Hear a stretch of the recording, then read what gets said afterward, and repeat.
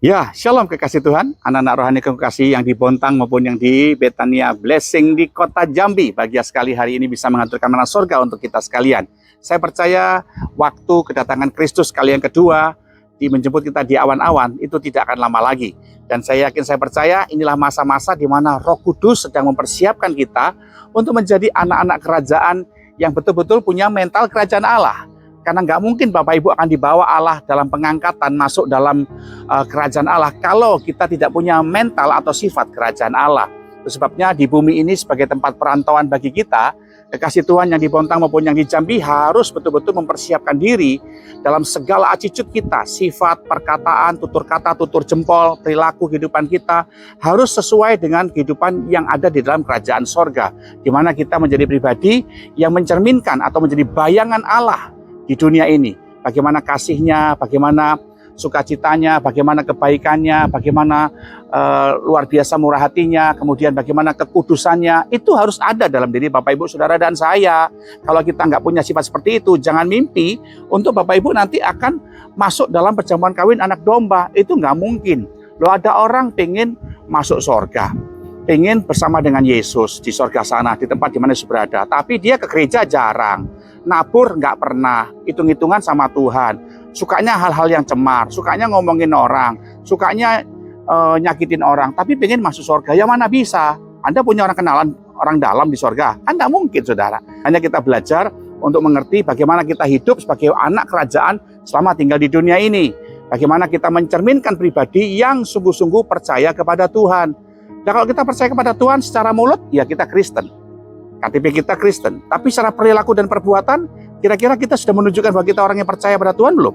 Alkitab saya berkata dalam Mazmur pasal yang ke-37 ayat yang ketiga dikatakan, percayalah kepada Tuhan, lakukanlah yang baik, diamlah di negeri dan berlakulah setia, dan bergembiralah karena Tuhan, maka Ia akan memberikan kepadamu apa yang diinginkan oleh hatimu.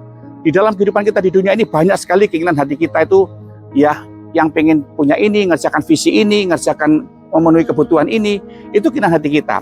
Tapi sekali lagi semua keinginan hati kita itu tidak akan pernah bisa tercapai kalau kita tidak belajar mengerti hidup seperti yang Tuhan harapkan. Apa yang seperti Tuhan harapkan sama kita tinggal di dunia ini supaya kita menjadi bayangannya Allah? Alkitab kita berkata begini, belajarlah percaya kepada Tuhan dan diamlah di negeri. Artinya kita jadi orang yang sungguh-sungguh mampu membuktikan bahwa hidup kita ini adalah orang yang percaya. Cara kerja kita ngebuktiin bahwa kita orang yang percaya kepada Yesus, nggak ambil jalan pintas. Cara kita bersosmed membuktikan bahwa kita orang yang percaya kepada Yesus. Cara kita melayani Tuhan membuktikan bahwa kita orang yang percaya kepada Yesus. Cara kita berumah tangga, cara kita berpacaran, cara kita pelayanan di gereja membuktikan adalah orang yang betul-betul setia, percaya kepada Yesus. Lalu diamlah di negeri, itu bicara tentang kesetiaan. Jangan suka pindah sana, pindah sini. Ada masalah satu sana, pindah sana, satu sini. Nggak ada gereja yang sempurna. Nggak ada perusahaan yang sempurna. Semuanya punya kekurangan. Sebabnya kita diajak untuk setia di tengah-tengah kekurangan yang ada dan bertumbuh di sana untuk mengajak apa yang tidak beres menjadi beres karena keadaan kita. Jangan sebaliknya. Jangan karena ada saudara yang beres jadi rusak. Kenapa? Karena kita tidak setia, tidak buktikan bahwa kita percaya pada Tuhan. Dan kemudian yang ketiga, kita belajar untuk hidup yang selalu bergembira, sukacita di dalam Tuhan. Masalah boleh datang, pergumulan boleh menimpa kita.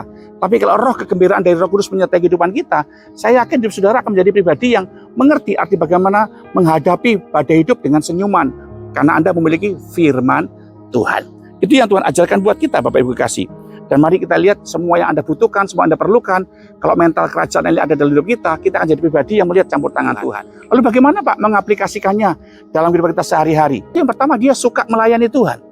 1 Petrus pasal 4 ayat 10 yang pertama dikatakan di sana, layanilah seorang akan yang lain sesuai dengan karunia yang telah diperoleh tiap-tiap orang sebagai pengurus yang baik dari kasih karunia Allah. Bapak Ibu sebagai pengurus gereja atau Bapak Ibu yang sebagai jemaat yang dipercayakan oleh Bapak Gembala melayani, layanilah seorang dengan yang lain. Orang yang memiliki kegembiraan dalam hatinya, orang yang percaya kepada Tuhan, orang yang setia, itu adalah orang yang melayani Tuhan lewat apa yang Tuhan percayakan dalam hidupnya. Mungkin sebagai singer, pemain musik, tukang nyapu gereja mungkin, atau susun kursi gereja, atau tukang angkat-angkat alat gereja, atau mungkin sebagai diaken, diakonis, pendoa, apa saja. Lakukanlah sebagai bentuk pelayanan Anda seorang dengan yang lain. Tahukah saudara, tanpa saudara, gereja kita nggak bisa lengkap. Tanpa seorang penyapu gereja, tanpa seorang nyusun kunci, gereja juga nggak akan bisa lengkap. Makanya bersukacitalah ketika Tuhan mempercayakan pada kita hidup melayani Tuhan. Lalu yang kedua, belajar suka menolong orang lain. Alkitab saya berkata di dalam Galatia pasal 6 ayat yang kedua, bertolong-tolonglah menanggung bebanmu. Demikianlah kamu memenuhi hukum Kristus. Ini hukum, tidak boleh tidak. Orang yang egois itu orang yang melanggar hukum Tuhan. Tuhan nggak pernah menebus saudara untuk hidup bagi diri saudara sendiri loh. Nggak pernah. Tuhan nggak pernah menebus saudara untuk hidup bagi diri sendiri. Tuhan pengen supaya kita memiliki yang namanya kehidupan yang berkenan kepada Tuhan. Tuhan pengen supaya saudara belajar mengerti bagaimana hidup. Lewat hidup saudara ada orang lain tertolong. Ayo yang masih egois bertobat. Karena Kristus mau datang. Kalau Anda nggak ikut pengangkatan loh. Ayo suka bertolong-tolongan apa yang Anda punya. Bukan untuk Anda sendiri. Ada benih untuk dimakan, ada benih untuk ditabur. Bertolong-tolonglah. Lewat tenaga, waktu, kemudian finansial saudara. Bertolong-tolonglah. Kemudian yang ketiga adalah paling penting adalah mental kerajaan Allah. Bagaimana kita mewujudkan bertolong-tolong itu adalah kita jadi orang yang tidak suka ingkar janji. Dalam bahasa Alkitab bilang nasar. Alkitab saya berkata dalam Pengkhotbah pasal yang ke-5 ayat ke-4. Kalau engkau bernasar kepada Allah, janganlah menunda-nunda menepatinya. Karena ia tidak senang kepada orang-orang bodoh. Tepatilah nasarmu. Lebih baik engkau tidak bernasar daripada bernasar tetapi tidak menepatinya. Ini yang paling penting Bapak Ibu. Karena Tuhan itu waktu mendengar Anda berjanji atau bernasar, apalagi kalau itu untuk Tuhan, sekalipun itu wujudnya adalah untuk sesama kita atau untuk pelayanan Tuhan, itu dikejar Tuhan loh Bapak Ibu. Jadi Bapak Ibu jangan sekali-sekali bernasar kalau Anda nggak mau melakukannya. Anda sama halnya lihat setan saja, kalau dia mau menolong pengikutnya pasti bikin nasar. Ya setan, ya Mbah Dukun, nanti kalau saya kaya saya akan kasih ini. Begitu nasarnya tidak dipenuhi ketika dia mendapatkan apa yang dia inginkan, hukumannya mati. Jangan sampai Bapak Ibu menerima hukuman gara-gara Bapak Ibu sudah bernasar tapi tidak menepatinya. Itu fatal akibatnya. Sebagai hamba Allah saya memperingatkan khususnya kaum pria, khususnya kaum bapak, kaum suami. Kalau istri, nasarnya bisa dibatalkan oleh suaminya karena istri itu tunduk sama suami. Tapi kalau suami atau kepala keluarga bernasar, apapun yang sudah Anda ucapkan harus dibayar. Apalagi itu tentang pada Tuhan. Sebelum ya kita bilang ya ketidaksenangan Tuhan terjadi dalam hidup saudara, bayarlah nasar saudara. Karena hidup Anda akan melihat ini loh warga kerajaan Allah itu sukanya menepati janji. Anda senang enggak kalau dijanjiin orang lalu dia batalin janjinya kepada saudara tanpa alasan yang jelas? Atau karena faktor alasan like dan dislike, lalu dia membatalkan janjinya. Wow, itu parah tuh Bapak Ibu. Alkitab yang ngomong Bapak Ibu ya, bagaimana kita diajar untuk membayar nasar. Karena Tuhan tidak senang dengan orang-orang bodoh yang suka mengucapkan sesumbar janji dan nasar tapi nggak menepatinya. Itu resikonya bahaya Bapak Ibu. Yuk saya peringatkan Bapak Ibu sebelum Anda tertimpa ketidaksenangan Tuhan karena Anda mengingkari nasar, bayarlah. Saya pernah menanggungnya. Saya bernasar jadi hamba Tuhan sepenuh waktu dengan Tuhan. Saya bernasar memberikan hidup saya pada Tuhan, tapi saya ingkari karena keputusan. Akhirnya saya menanggung resikonya. Puji Tuhan saya bertobat, Tuhan saya selamat. Ketika saya dihantam penyakit Stephen Johnson Syndrome stadium 4, nyaris mati, mata saya buta. Sampai sekarang ini mata saya ini akibat seperti ini. Tidak punya air mata, tetes-tetes mata seperti ini. Ini akibat saya pernah menanggar nasar. Makanya Tuhan ajak pada kita bayar nasar supaya hidup Anda berkenan di hadapan Tuhan. Inilah ciri warga kerajaan sorga yang tinggal di bumi, percaya kepada Tuhan adalah orang yang membayar nasar, orang yang suka pertolong-tolongan, orang yang suka melayani Tuhan dan pekerjaannya.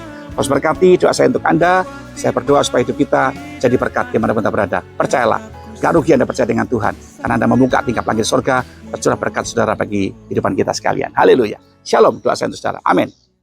Sampai akhir hidupku.